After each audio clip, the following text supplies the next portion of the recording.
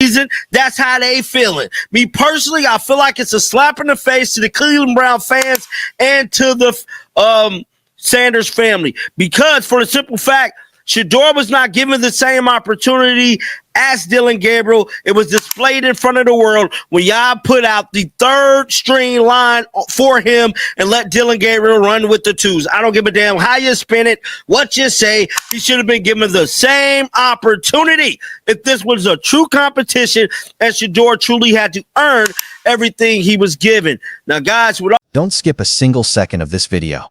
And if this story touches your heart, give it a like, subscribe to the channel, and let us know in the comments. Where are you watching from? Let's begin. You ever watch something unfold in front of you and just feel your blood pressure rising because you know deep down you're witnessing something that isn't just unfair, it's flat out disrespectful? That's exactly what we saw with Shedeur Sanders and the Cleveland Browns. This wasn't just another training camp rep. This wasn't just some preseason shuffle of depth charts. No, this was a message, and that message was loud and clear. We don't see you the way we see him. Let's call it what it is. Dylan Gabriel got the red carpet treatment, the second string protection, the receivers with real hands, the chance to look polished in front of cameras. Shedeur, they threw him behind third stringers who can't even protect their own quarterback, let alone a rookie trying to prove himself in the NFL. That wasn't competition. That was sabotage. It was a setup. And every single Browns fan who's paying attention should feel the same way I do right now. Betrayed. Because here's the thing. This isn't just about a few practice snaps. This is about respect. Respect for the Sanders name. Respect for a young quarterback who's been carrying expectations on his shoulders since the moment he stepped on a football field. Shedeur Sanders isn't some random day 3 flyer you stash on the practice squad and hope develops in 3 years. This is the son of prime time himself. A kid who grew up surrounded by greatness, coached by greatness, molded in an environment most quarterbacks would kill for. And what does Cleveland do? They treat him like an afterthought. Like he doesn't even belong in the conversation. I don't care what anyone says. Opportunity matters. You can't tell me this is a fair fight when one guy is working with players who might not even make the roster while the other gets reps that set him up to succeed. That's not development. That's politics. That's a front office already making decisions before a real competition ever took place. And as a fan, how are we supposed to buy into this? How are we supposed to believe in trusting the process when the process looks this rigged? This isn't just about Shedeur either. This is about every young quarterback who gets told, earn it, prove it, compete. But when it's time to actually live by those words, the deck is stacked against them from the start. And the worst part? They want us to nod along and pretend we didn't see what just happened. They want us to swallow the press conferences, the polished quotes about evaluation and progression as if we can't see the writing on the wall. But let me tell you why this one stings more. Because when you disrespect Shedeur Sanders, you're not just disrespecting a rookie. You're disrespecting a legacy. You're disrespecting the fire that comes with being Deion Sanders' son. You're trying to bury the same DNA that gave us one of the most electrifying athletes in history. And I don't care what side of the fence you're on with Shedeur, you don't just write off that kind of pedigree. So when I watched the Browns hand Gabriel every advantage, while Shedeur had to scrape for every inch, I couldn't help but ask myself, what message does this send? Not just to Shedeur, not just to his family, but to the entire fan base, to every kid dreaming about getting a fair shot in this league. Are we really okay with this? Are we really okay watching a young quarterback be set up to fail? Because if this is the standard, if this is how Cleveland handles competition, then let me be the one to say it. It's not just a bad look, it's a betrayal. And that betrayal isn't going to go away quietly. This moment matters. More than people realize, because what the Browns just did wasn't only about football, it was about sending a message to Shedeur Sanders and every fan watching. And trust me when I say this, we heard it loud and clear. Here's the brutal truth, and I'm not sugarcoating it. Shedeur Sanders isn't just sitting behind Dylan Gabriel on the Cleveland Browns depth chart. He's buried. He's been treated like a side project, like some experiment the front office never really believed in from the start. And the sad part, it shows in everything they've done. Think about it. From day one of camp, Gabriel's been handed opportunities that scream franchise quarterback in the making. He's been getting second-team reps, solid protection, actual playmakers to throw to. He's been presented to the media like the golden boy, NFL-ready, polished, pro-style mechanics.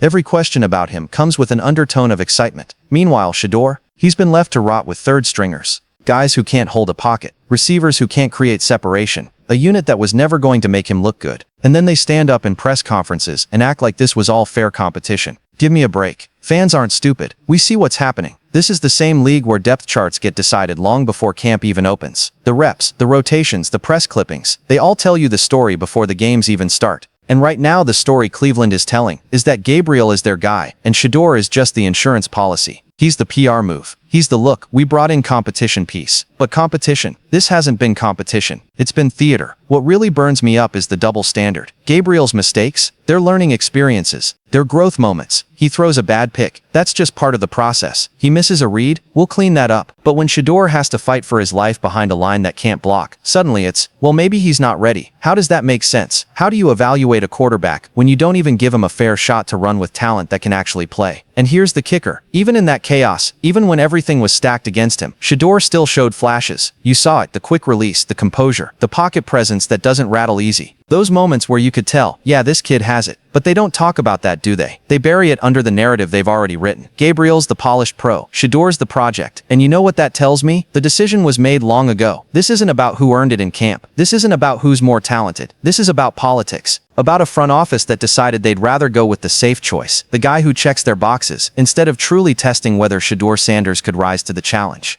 And for a fan base desperate for a real quarterback, for a franchise cornerstone, that's not just frustrating, it's heartbreaking. Because if Shedeur is shining even with scraps, imagine what he'd look like with a fair shot. Imagine him with the reps Gabriel's getting. Imagine him with protection, with real weapons, with an actual system designed to showcase his skill set. But we don't get to see that. We just get told, trust the process. And I don't know about you, but right now that process feels rigged from the jump. Let's talk about the hypocrisy, because it's staring us right in the face. Dylan Gabriel makes mistakes. They're brushed off as growth moments. He throws an interception. The coaches say that's just part of the process. He fumbles an exchange. They call it a miscommunication that'll get cleaned up. But when Shedeur Sanders has to fight through busted protection, when he's running for his life behind third-string linemen, suddenly every incomplete pass is a red flag. Suddenly every misstep is proof that maybe he's not ready. And that's the double standard that drives me insane. You can't evaluate two quarterbacks under two completely different microscopes and then act like the results are objective. That's not football. That's politics. And it's not the first time we've seen it in this league. Think back. Tom Brady wasn't supposed to be great. 99th pick, written off as a backup. Russell Wilson, too short, too unconventional. Lamar Jackson, teams wanted to switch him to wide receiver because they didn't believe in his arm. All of them faced the same narrative. The safe choice was somebody else. The guy with the polished scouting report. The guy who checked the boxes. And yet when the dust settled, who were the real stars? The guys they overlooked. The ones who weren't given a fair fight but refused to let that stop them. That's exactly what's happening here with Shedeur. The Browns are playing it safe. They see Gabriel as the system guy, the clean resume, the quarterback who won't scare them. And Shedeur, he's the wild card. He's the quarterback who might shake things up, who might force them to think differently, who might not fit neatly into their box. And instead of embracing that challenge, they're burying him under excuses. It's not just frustrating, it's insulting. Because the whole point of training camp is to test talent under pressure, to see who rises when things aren't perfect. But the Browns didn't give Shedeur the same platform. They didn't want to see him succeed. They wanted to prove themselves right. So when Gabriel struggles, it's called development. When Shedeur struggles, it's confirmation bias. And as a fan, you can't help but feel cheated. Because this was never a fair fight. It was never about who was actually better, or who could grow into the franchise quarterback this team has been searching for. It was about comfort. It was about avoiding risk. It was about sticking with the guy who feels safe, even if that means passing on the guy who might just be special. The sad part is, this isn't new. NFL history is littered with stories of teams that went with safe instead of bold, and lived to regret it. And when I look at the way Shedeur has been handled, when I see how quickly they dismiss his flashes of brilliance while inflating Gabriel's every learning moment, I can't shake the feeling that Cleveland is setting itself up for the same regret. Because if you call this a competition, you're lying to the fans. And if you think Shedeur Sanders won't use this double standard as fuel, you're lying to yourself. Here's the part I need every single one of you to hear. Shedeur Sanders is not finished. Not even close. If anything, what Cleveland just did might be the best thing that ever happened to him. Because disrespect, that's fuel. Being overlooked, that's rocket fuel. And if you know anything about the Sanders family, you know they've built their entire legacy on turning doubt into dominance. Shedeur isn't some kid who just picked up a football last year. He's been groomed in the fire since the day he could throw. Growing up with Deion Sanders as your father means the standard has never been good enough. The standard has always been greatness. Prime didn't just teach his son how to throw a football. He taught him how to carry himself under the lights, how to handle pressure when the world is watching, how to play with swagger but back it up with work. That's what's inside Shedeur's DNA. And you don't erase that just because the Browns tried to sideline him. And let's not forget, some of the greatest stories in sports were born from the exact same kind of disrespect. Tom Brady sat until Drew Bledsoe went down. Michael Jordan got cut from his high school team. Joe Burrow was told he wasn't good enough at Ohio State and had to transfer just to get a chance. Every one of them used that disrespect as gasoline on the fire. And when the moment came, they didn't just succeed, they dominated. That's what I see in Shedeur right now. A young quarterback with every reason to be bitter, but instead he's about to turn that bitterness into motivation. He's about to step onto practice fields and attack every rep like it's his last. He's about to lock in on the film room, on his footwork, on his command of the offense, and show that no matter how much the front office wants to bury him, they can't ignore the talent forever. You can already see it in the flashes. The poise in the pocket, even with chaos around him. The quick release that's built for the modern NFL. The accuracy that doesn't shake under pressure. Those aren't accidents. Those are weapons. And once he gets the chance to wield them consistently, once he gets even the slightest window of opportunity, that's when the Browns and the rest of this league are going to realize just how wrong they were. So yeah, right now the headlines are all about Gabriel. Right now the front office is hyping up the safe choice. But safe doesn't win championships. Safe doesn't change franchises. Stars are born out of fire, out of doubt, out of moments where the world says you can't, and the player responds, watch me. And that's exactly where Shedeur Sanders is standing right now. Mark my words, this story isn't ending with him as some forgotten backup. This story is building towards something bigger, and the only question left is, are you ready for the moment he shocks the league? Here's my bold prediction, and I want you to mark it down. The Cleveland Browns just made a mistake they're going to regret for years. They chose conformity. They chose the safe option. They chose to crown Dylan Gabriel before he ever truly earned it. And in the process, they disrespected Shedeur Sanders. But what they don't realize yet, the very thing they overlooked, is that disrespect is the best weapon you can give a Sanders. Because Shedeur is built for moments like this. He's been told you're not ready before. He's been doubted. He's been overlooked. And every single time he's answered the same way, by stepping onto the field and proving people wrong. And trust me, this will be no different. Here's what I see happening. Gabriel, he's going to have his struggles, because that's what rookie quarterbacks do. The NFL doesn't hand out easy wins, and sooner or later, the shine is going to fade. And when that moment comes, when the Browns are desperate for a spark, who's going to be waiting? Shedeur Sanders, the kid they tried to bury, is going to be ready. Ready to step in, ready to flip the script, ready to make everyone in Cleveland remember why they should have believed in him from the start. And if the Browns are too blind to give him that chance, that's fine too, because the NFL is watching. Other teams are watching. Opportunities always come for players with talent, and Shedeur has talent that can't be hidden forever. Maybe it's not in Cleveland. Maybe it's somewhere else, but wherever it happens, one thing is guaranteed. Shedeur Sanders is going to make this league pay for doubting him. This isn't the end of his story. It's the beginning of a comeback arc that fans are going to talk about for years. Just like Brady, just like Burrow, just like every underdog who rose from the shadows and became a star, Shedeur is walking that same path right now. And when his moment comes, it's going to feel inevitable. So to every fan who's frustrated, to everyone who feels the same fire I do, don't lose hope. Don't buy into the narrative that this is over. Because if you know the Sanders family, you know this story always ends the same way, with greatness proving everyone wrong. And when that day comes, when Shedeur is out there lighting up defenses, making highlight throws, and proving every doubter wrong, remember this moment. Remember how Cleveland treated him. Remember how they pushed him aside, because that's the fuel that's going to power one of the greatest comebacks we've ever seen. This isn't the end. It's the start of the Sanders comeback story. And I'm telling you right now, you're going to want to be here for every single chapter. Ride with Shedeur, because the best is yet to come.